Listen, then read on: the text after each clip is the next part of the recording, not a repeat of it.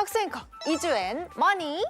네, 시동 이슈에서도 반등한 우리 증시 이야기를 다뤘는데요. 그런데 부자가 되려면 이 분야도 꼼꼼히 챙겨야 됩니다. 자, 김인만 소장님을 모신 이유, 제 관심 분야죠. 부동산 맞죠? 맞습니다. 때마침 지난 1월 29일 올해 첫 부동산 대책이 발표가 됐고요. 수도권 도심 핵심 입지에 주택 6만 호를 짓겠다는 야심찬 계획입니다. 과연 이번 정책이 주거 안정과 부동산 양극화 해소라는 두 마리 토끼를 잡을 수 있을까요? 정말 지금이 내 집을 마련할 절호의 기회일까요?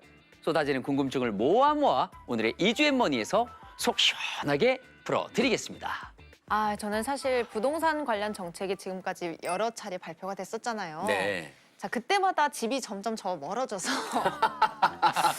집은 가만히 있는데 우리가 멀어지는 거예요. 심장이 예. 계속 가라앉았어요. 예. 근데 이번에는 또 어떻게 발표된 내용을 정확하게 알아야 저의 불안도 줄어들고 앞으로의 계획도 세울 거 아니겠습니까? 그렇습니다. 소장님, 이 129 부동산 대책 정확히 어떤 내용인가요? 일단 공급 대책인데요. 주택 네. 공급 대책인데 우리가 작년을 생각해 보게 되면 공급 대책이 한번 나왔습니다. 네. 97 공급 대책. 2030년까지 135만 호를 착공하겠다라는 내용이 나왔는데 장기적인 플랜만 나오다 보니 시장에서는 야, 이게 답이 없는 것이 아닌가? 그냥 각자 사야 되나? 라고 해서 9월, 10월 집값이 올랐습니다. 다시 국토교통부의 미션이 떨어졌죠. 결국에는 공급을 늘려서 주택 시장을 안정시켜야 된다라는 미션이 떨어졌고요. 네. 이번 129 대책 같은 경우는 국토교통부가 아마 좀 칼을 많이 간 것 같습니다. 일단 6만 호입니다. 서울 수도권 지역에 6만 호를 착공하겠다는 건데 신도시가 아닙니다. 곳곳에 숨어 있는 요유부지들, 좋은 땅들을 하겠다. 서울에는 3만 2천 호가 나오는데 오. 아마 들어보면 눈이 번쩍 뜨일 수도 있습니다. 어딥니까? 용산. 용산! 나도 갖고 싶다, 용산. 네, 나도 가고 싶은데. 우리 다 용산 눈이 번쩍 뜨이는데 용산에 보면 국제업무지구가 있는데요. 여기가 어디냐면 용산역에 내려가지고 전자상가 쪽으로 가다 보면 큰 공터 같은 게 이렇게 펜스 쳐져 있는 데가 보이거든요. 그렇습니까? 바로 거기입니다. 용산역 바로 전자상가 옆에. 쪽, 저 알 것 같아요. 용산역 바로 옆에 아니, 그럼 빈 싸레기 땅. 땅에도 그런 곳이 있었습니까? 또 용산에 미군 부대 부지가 있거든요. 캠프킴. 네. 거기도 한 2,500세대 정도를 발굴하겠다는 내용이 들어가 있습니다. 일단 눈이 번쩍 뜨이고 네. 2번은 과천 경마장.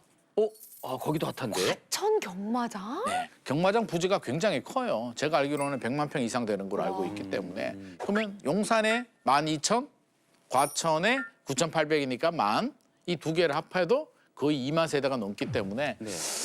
이거 좋은데?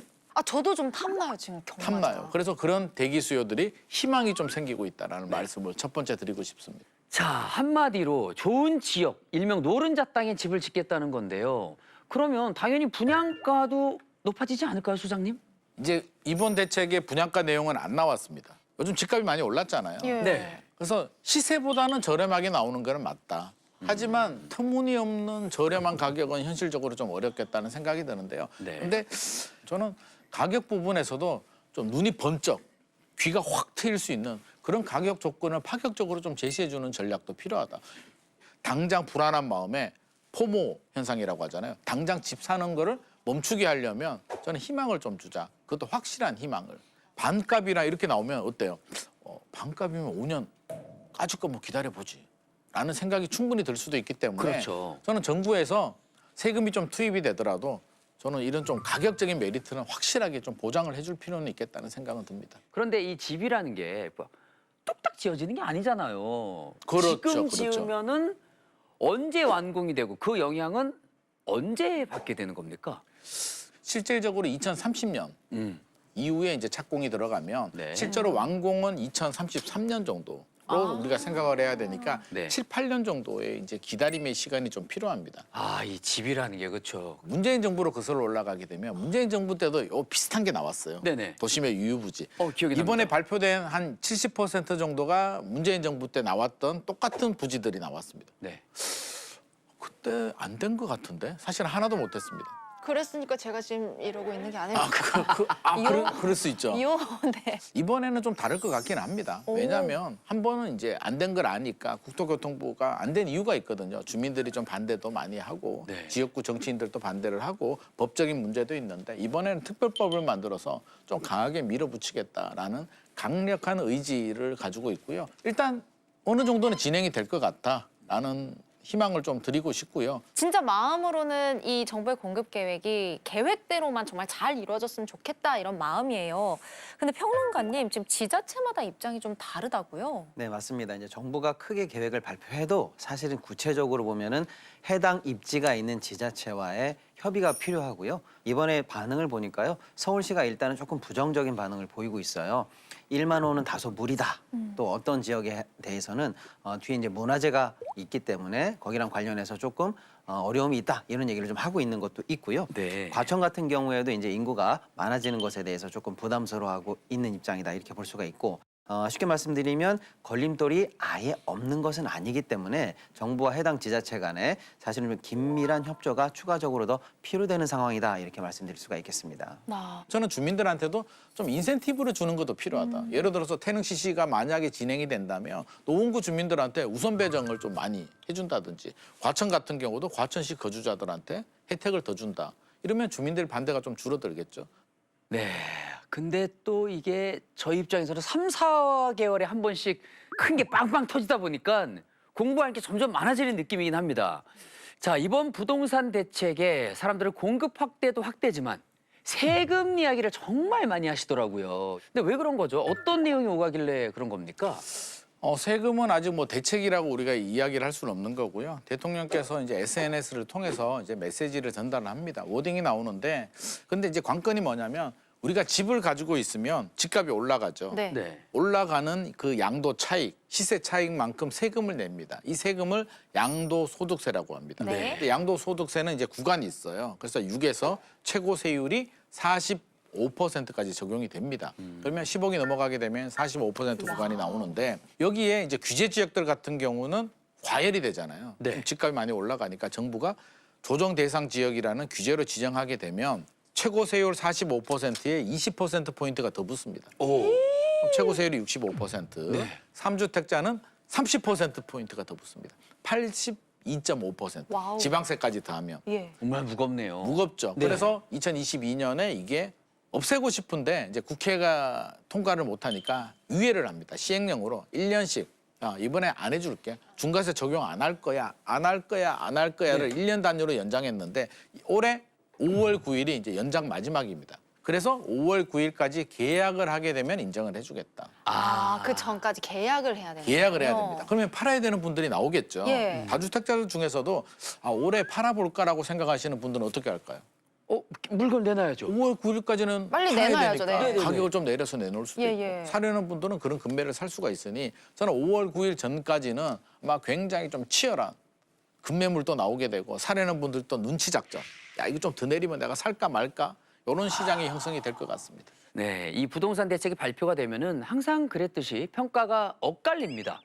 다주택자 세금이 많아지면 결국 사람들이 똘똘한 한채에 더 집중하게 될 거고 서울 강남 3구 같은 이 상급지만 더 오르는 거 아닌가 싶거든요. 정부가 사실 이걸 원하지는 않을 거 아닙니까? 소장님은 어떻게 생각하세요?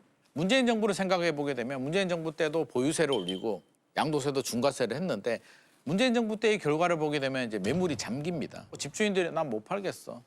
버티자. 증여를 한다든지 전세를 월세로 돌리면서 버팁니다. 매물이 안 나오다 보는데 수요자들은 2017년, 18년, 19년 기다렸는데 집값이 안 잡히니까 불안한 거예요. 네. 그래서 포모가 생기게 되고 사자, 수요가 늘어나면서 집값이 올라갑니다. 그럼 이번에도 똑같은 부작용이 또 생길 수는 있습니다. 왜냐하면 이게 양도세율이 너무나 높거든요. 예. 좀 전략적 수정도 좀 필요하다고 봅니다. 강공책이잖아요. 예. 보유세도 올리고 양도세도 올리면 부담스럽잖아요. 예. 그럼 갈 때까지 간다는 네. 건데 다주택자들이 파는 게 목적이라면 매물을 나오게 매물도 공급이거든요. 그럼 어떨 때 팔까요? 따뜻할 때. 뭔가 혜택이 있을 때. 네. 그렇다면 그렇죠. 제가 그냥 깎아주게 되면 명분이 없어요.